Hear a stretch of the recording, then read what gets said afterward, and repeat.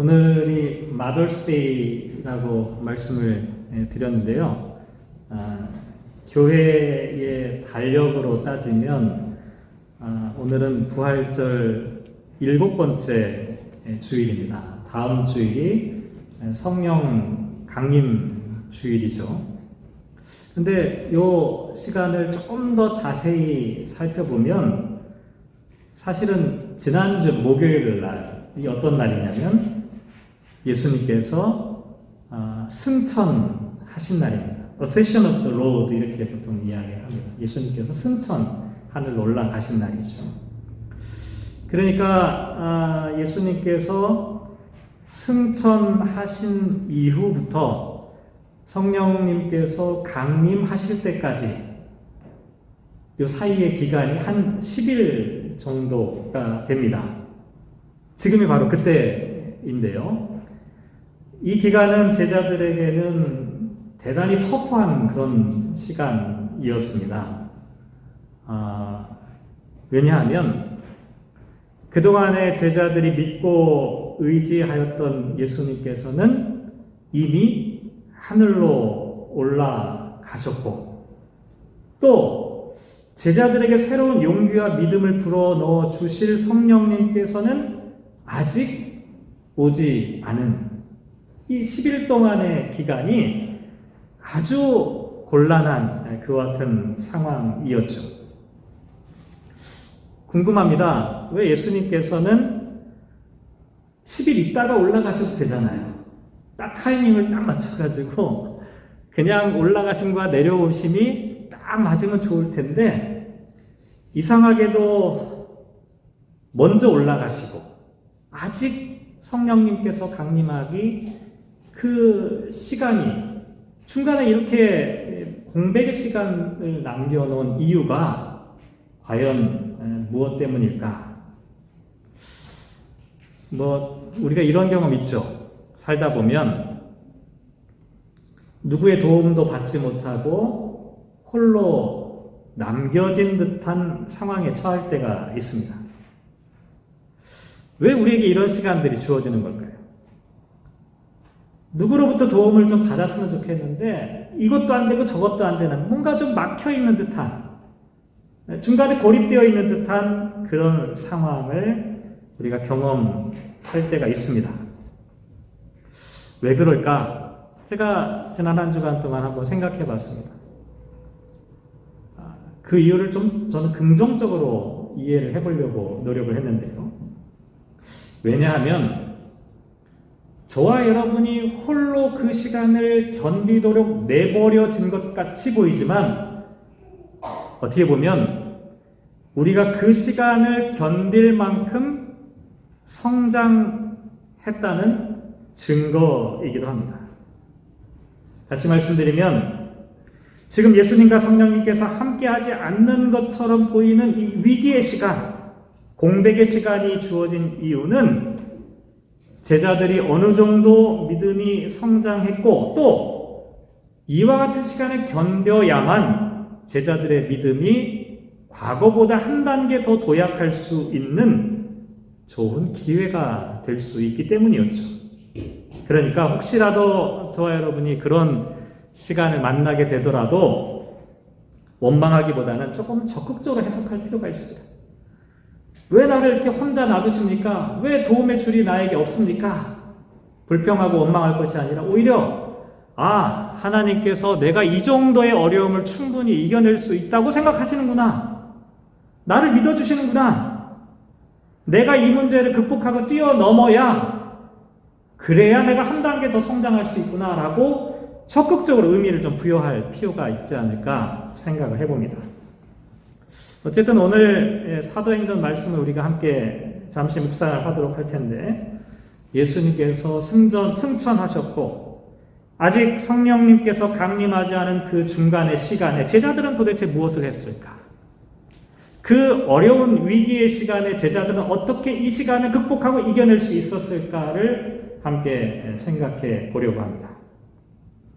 먼저 오늘 본문 바로 앞에 보면 어떤 말씀이 기록되어 있냐면 사도행전 1장 12절에 제자들이 감람원이라는 산으로부터 예루살렘에 돌아오니 이 산은 예루살렘에서 가까워 안식일에 가기 알맞은 길이다. 이렇게 말합니다. 제자들이 감람원이라고 하는 산에서 머물렀던 까닭은 조금 전에 말씀드린 것처럼 예수님께서 감람원 그 산 위에 있을 때 하늘로 승천을 하셨기 때문입니다. 그런데 그 감람원과 지금 예루살렘에 있는 제자들이 머물고 있는 이곳까지의 거리는 안식일에 가기 알맞은 거리에 있었다. 이렇게 말합니다. 여러분도 아시다시피 유대인들은 안식일을 아주 철저하게 지키는 사람들이었죠. 이 사람들은 안식일 날 최대 5,000 규빗을 벗어나지 않았습니다. 1규빗이 얼마인지 아시죠? 이 손가락 끝에서 팔꿈치까지가 1규빗입니다. 보통 한 45cm 정도 생각을 하게 되는데요. 그러니까 주일날이 되면, 안식일이 되면 이 사람들은 5,000 규빗을 벗어나지 않는 걸 자기들의 룰로 정해놨어요. 보통 이게 한 1km, 1.1km 정도 되는 거리입니다. 그러니까 감람원에서 예루살렘까지는 아주 가까운 거리에 있었다, 이렇게 할 수가 있죠. 자, 그런데 이게 사실은 중요한 의미가 있어요. 예수님께서 돌아가신 이후에 제자들은 전부 다 갈릴리 출신이었습니다. 예수님이 돌아가시자마자 제자들은 전부 다 뿔뿔이 흩어져서 다 고향 갈릴리로 돌아갔지요. 그런데 다시 7주일, 아니 정확하게는 30일 만에 다시 예루살렘으로 돌아온 것입니다. 그런데 사실 이 예루살렘은 돌아가기에 좋은 곳이 아니었습니다. 예루살렘은 예수님께서 십자가에서 처형된 곳이었고, 또 예루살렘은 로마의 군인들이 철통같이 지키고 있는 상황이었습니다. 한번 생각해 보세요. 불과 한 달 전에 자신들이 추종하던 예수님이 십자가에서 죽었어요. 근데 한 달 만에 다시 그곳으로 돌아간다? 이거는 보통 일이 아닙니다. 쉬운 일이 아니라는 거예요. 언제 또다시 예수님을 처형했던, 아니 예수님을 반대하는 밀고자들이 예수님의 제자들을 고발할지도 모르는 그런 상황이었다는 겁니다. 그런데도 불구하고 예수님의 제자들이 다시 예루살렘으로 돌아왔어요. 왜 그랬을까요? 그건 하나의 이유가 있었습니다. 왜냐하면 4절 말씀에 보면 예수님께서 제자들에게 이런 말씀을 마지막으로 남기셨는데, 사도와 함께 모이사 그들에게 분부하여 이르시되 예루살렘을 떠나지 말고 내게서 들은 바 아버지께서 약속하신 것을 기다리라 라고 하는 말씀 때문이었습니다. 예루살렘을 떠나지 말고 약속하신 것이 무엇인지 모르지만 그걸 기다려라, 이렇게 예수님께서 말씀하셨던 거예요. 이건 제자들에게 대단히 중요한 변화를 상징합니다. 조금 전에 말씀드린 대로 예수님께서 죽으신 이후에 제자들은 예루살렘을 떠날 수밖에 없었습니다. 왜냐하면 예수님의 죽음 이후에 제자들은 모든 걸 다 포기해버렸습니다. 실망했어요. 예수님의 죽음으로 모든 것이 끝났다라고 생각했기 때문입니다. 그렇게 고향으로 터벅터벅 돌아간 제자들에게 부활하신 예수님께서 찾아오셨습니다. 찾아오셔서 제자들에게 다시 믿음과 소망을 불러일으켜 주셨던 겁니다. 제자들의 마음이 회복되기 시작한 거예요. 이 부활절 기간 동안에 제자들의 실망과 절망과 죽음의 공포 가운데 있던 제자들의 영혼과 마음이 회복되기 시작한 거예요. 그러자 뭐가 떠오르게 되었냐면 예수님의 말씀이 생각난 겁니다. 그렇지, 예수님께서 말씀하셨지, 우리로 하여금 다시 예루살렘에서 주님께서 보내주실 무엇인가 특별한 것을 기다리라, 그 말씀이 떠오르게 된 거예요. 그래서 지금 예루살렘으로 돌아가는 것이 불안하고 위험하고 어려운 상황이었음에도 불구하고 제자들은 예수님의 말씀에 순종하여 예루살렘으로 돌아오기 시작했던 것이죠. 이렇게 예루살렘에 돌아온 제자들이 했던 일은 과연 무엇일까요? 오늘 보면 바로 앞에 사도행전 1장 13절 말씀에 보면 그들이 유하고 있던 다락방에 올라갔다라고 말합니다. 그리고 14절 말씀에 보면 마음을 같이하여 오로지 기도에 힘쓰고 있었다. 마음을 같이하여, 이게 만장일치를 뜻하는 단어입니다. 하나가 되어, 또 오로지라고 하는 이 말은 steadfast continuing, 고집하고 집착하고 몰두하고 계속하고 변함없이 끊임없이 한 장소를 지켜내는 겁니다. 제자들은 달라졌어요. 부활하신 예수님을 만난 이후에 예수님의 말씀대로 예루살렘을 떠나지 않았을 뿐만 아니라 예수님께서 하신 그 약속의 말씀이 무엇인지 모르지만 그 말씀을 믿고 기다리기 시작한 것이죠. 그게 기도하는 시간이었습니다. 사실 우리 그리스도인들, 교회를 다니는 사람들에게 기도는 당연한 것처럼 생각이 되는데요. 믿지 않는 사람들 입장에서 보면 참 이해하기 어려운 일일 겁니다. 시간 낭비처럼 보이기 때문입니다. 아니, 뭐 그렇게 가만히 그러고 있어. 그 시간에 공부를 한 잔 더 하든지 아니면 일을 더해서 돈을 좀 벌든지, 쓸데없는 일이라고 생각하기 쉽죠. 하지만 그리스도인들에게 기도는 대단히 중요한 의미가 있습니다. 특별히 어려움과 고난의 시기에는 다른 어떤 때보다도 기도가 중요합니다. 왜 그런지 아십니까?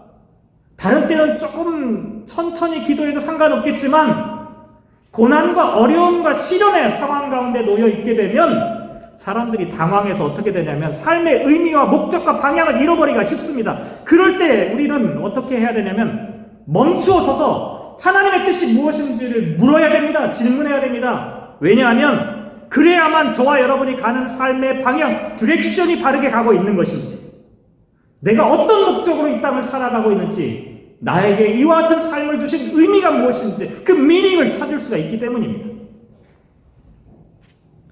제자들도 마찬가지였습니다. 제자들은 지금 위험한 예루살렘을 떠나지 말고 머물러 있으라는 예수님의 명령을 받았죠. 그런데 이유를 몰랐어요. 왜 여기에 머물러 있어야지? 그런데 예수님께서 말씀하셨으니 그 이유를 알기 위해 그 자리를 견뎌내고 있었던 것입니다. 견뎌내고 있었던 거예요. 도대체 우리로 하여금 예루살렘에 남도록 하신 하나님의 뜻이 있을 텐데 그게 뭡니까? 그걸 알아낼 때까지 제자들은 그 자리를 떠나지 않았던 거예요. 제가 말씀을 묵상하면서 그런 생각을 했어요. 신앙인들이 하나님을 기다리는 것 같아요. 우리가 열심히 하나님의 뜻이 나에게 이루어지길. 그런데 돌이켜 생각해 보니까 거꾸로 하나님께서 우리를 기다리고 계신 게 아닐까, 이런 생각을 해보게 되었어요. 우리 부모님들께서 저와 여러분을 기다리는 것과 똑같은 상황이에요. 우리가 좀 성장해서, 우리가 좀 정신을 차리고, 우리가 좀 하나님의 뜻이 무엇인지를 알아차릴 수 있을 때까지 하나님께서 우리를 기다리고 계셨다는 거예요. 이렇게 보면 성경은 전부 다 기다림과 관련된 내용으로 구성되어 있습니다. 집을 나간 탕자를 아버지가 기다리고 계시죠. 마찬가지로 하나님께서는 범죄한 인류가 다시 돌아오기를 애타게 기다리고 계십니다. 성경은 기다림과 관련된 책입니다. 성도들도 마찬가지예요. 요한계시록 맨 마지막 기도문이 뭔지 아십니까? 마라나타 주 예수여 오시옵소서. 초대교회 성도들은 기다리는 사람들이었습니다. 주님이 다시 오시기를, 주님이 회복하시기를, 주님이 구원하시기를, 주님이 은혜를 베푸시기를, 주님이 은총을 베풀어 주시기를 기다리는 사람이었어요. 인간의 기다림과 하나님의 기다림이 만나는 곳이 바로 성경의 이야기였다는 것이죠. 사랑하는 성도 여러분, 우리가 함께 기억합시다. 살다 보면 어려울 때도 있습니다. 살다 보면 고난의 시간을 당할 때도 있고요. 살다 보면 막다른 골목에 치닫는 때도 있습니다. 그때가 기도해야 될 때입니다. 기도하면서 기다려야 하는 때입니다. 우리를 기다리시는 하나님을 발견해야 할 때입니다. 제자들은 예루살렘에서 그 일을 했습니다. 어려운 시간이었지만 기다리는 겁니다. 버티는 겁니다. 하나님의 뜻이 무엇인지를 알 수 있을 때까지 참아내는 겁니다. 이것이 제자들이 예루살렘에 남아서 머물면서 했던 일이었죠. 사실 근데 오늘 제가 여러분들에게 드리고 싶은 말씀은 이 얘기가 아니라 지금부터 시작되는 이야기입니다.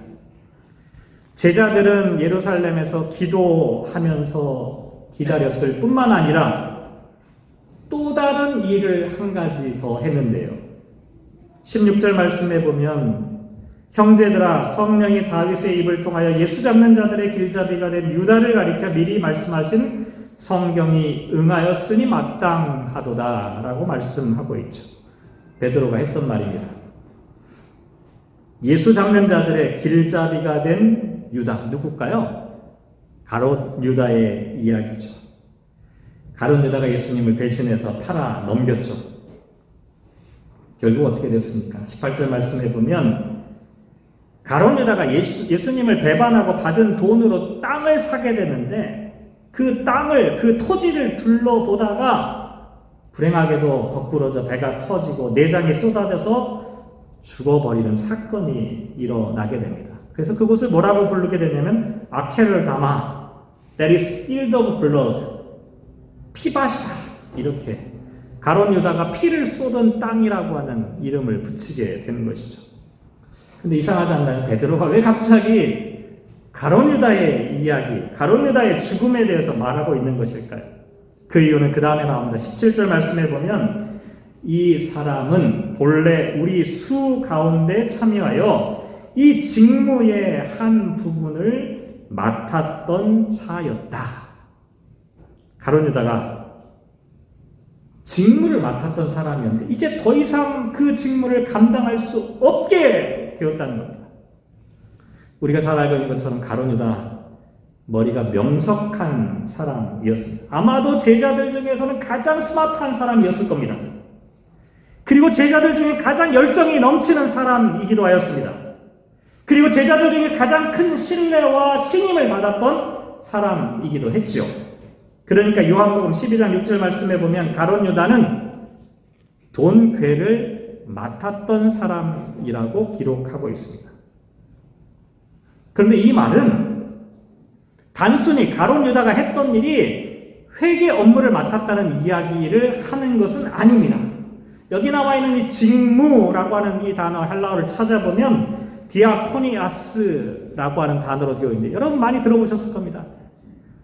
디아코니아라는 단어로부터 비롯된 단어가 디아코니오스라고 하는 단어입니다.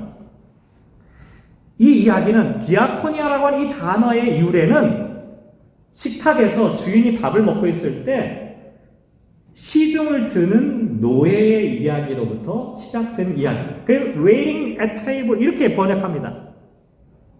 식탁에서 시중 드는 것을 디아코니아라고 설명을 했다는 거예요.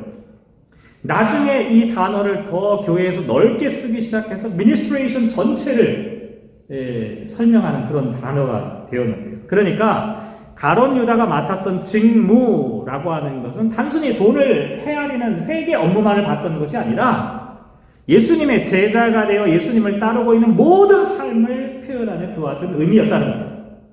그런데 어떤 일이 벌어졌다고 말씀드렸냐면 25절 하반절을 보면 가롯 유다가 죽어버린 겁니다.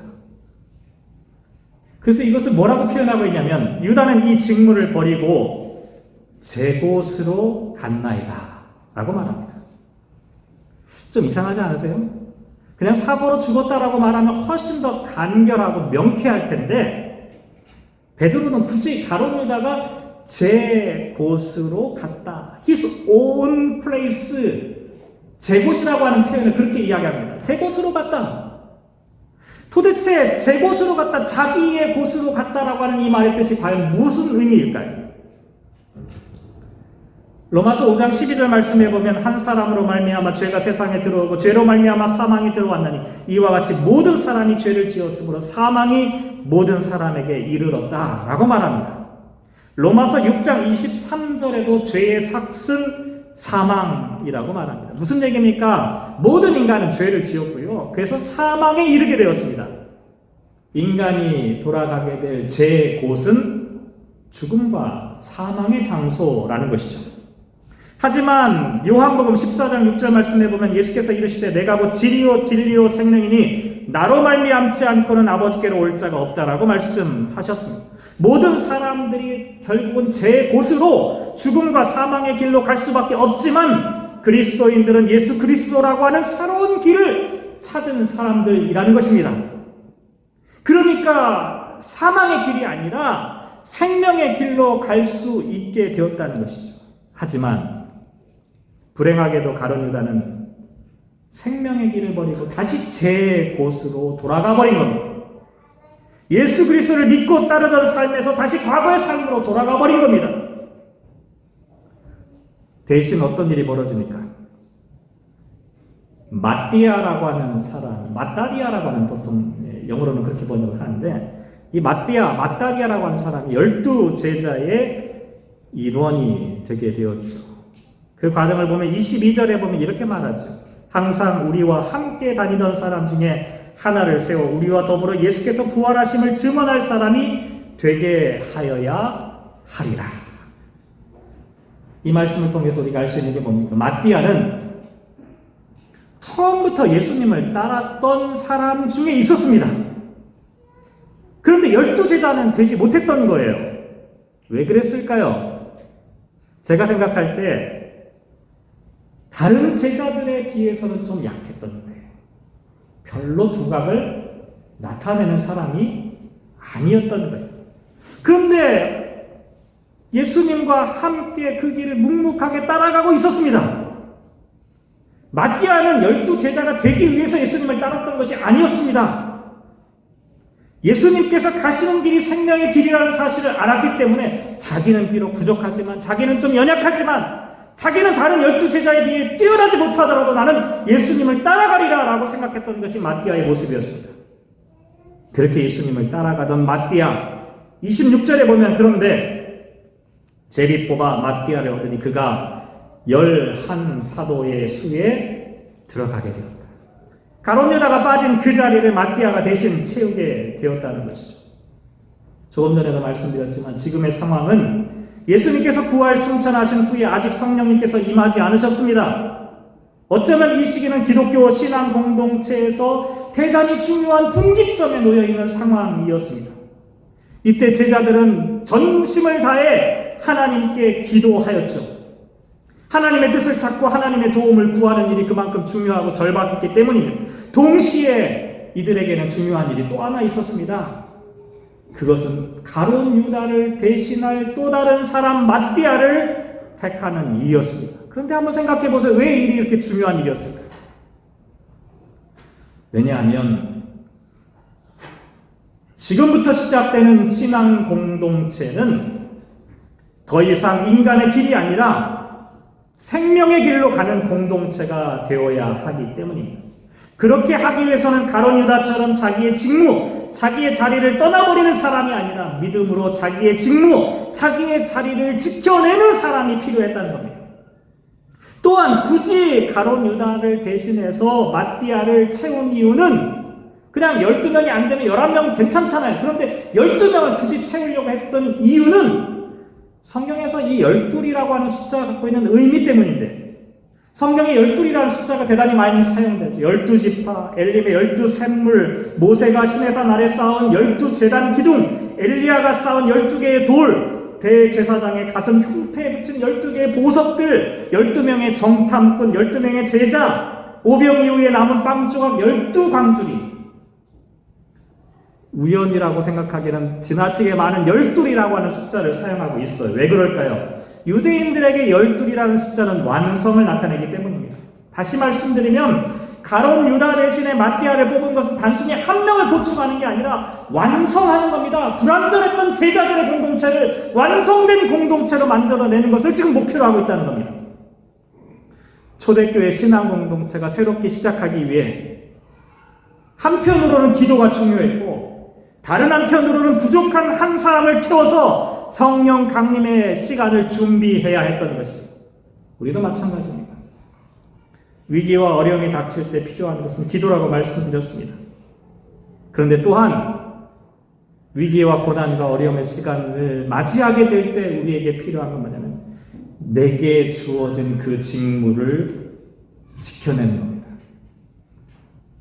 내게 주어진 그 직무를 견뎌내는 것이죠. 그런데 어떻게 우리는 내게 주어진 그 직무, 그 자리를 지켜낼 수가 있을까요? 설교를 준비하면서 어느 노부부의 이야기를 인터넷에서 보게 되었습니다. She said, "Don't call the doctor. I want to fall asleep peacefully with your hand in mine." 할머니가 말했습니다. 의사 선생님을 부르지 말아요.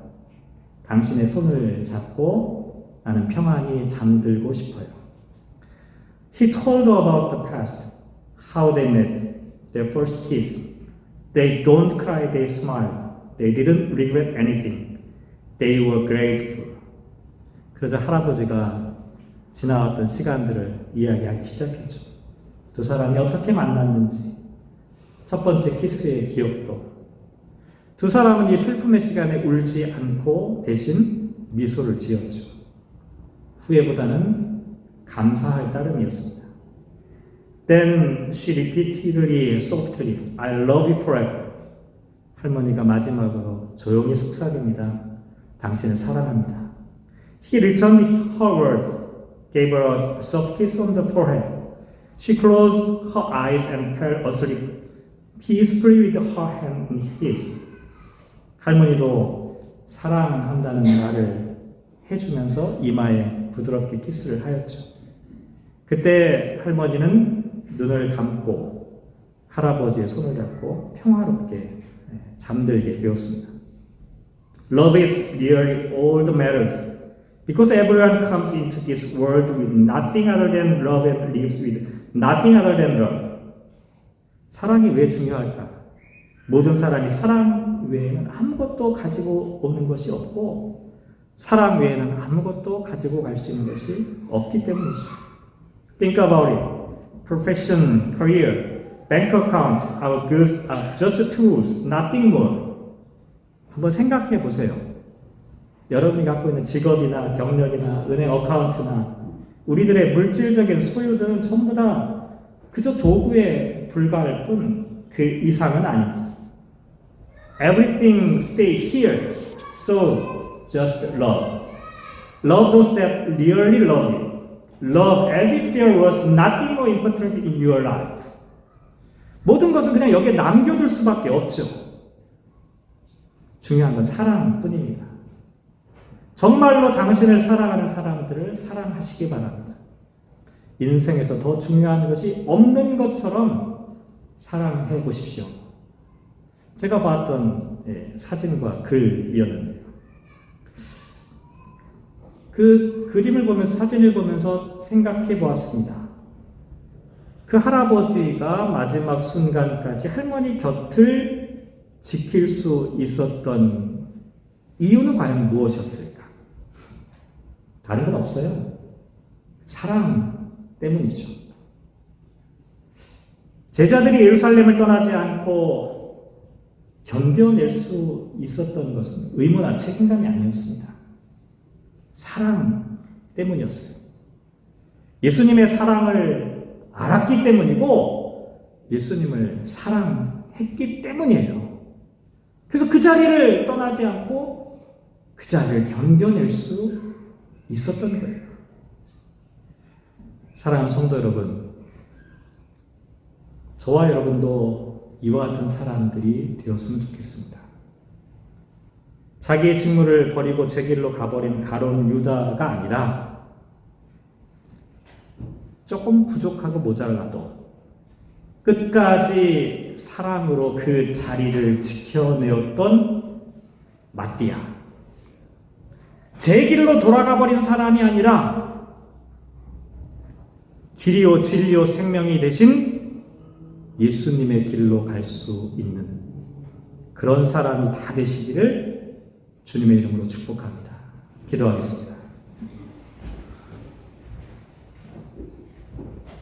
하나님, 우리는 지금 어떤 길로 가고 있습니까?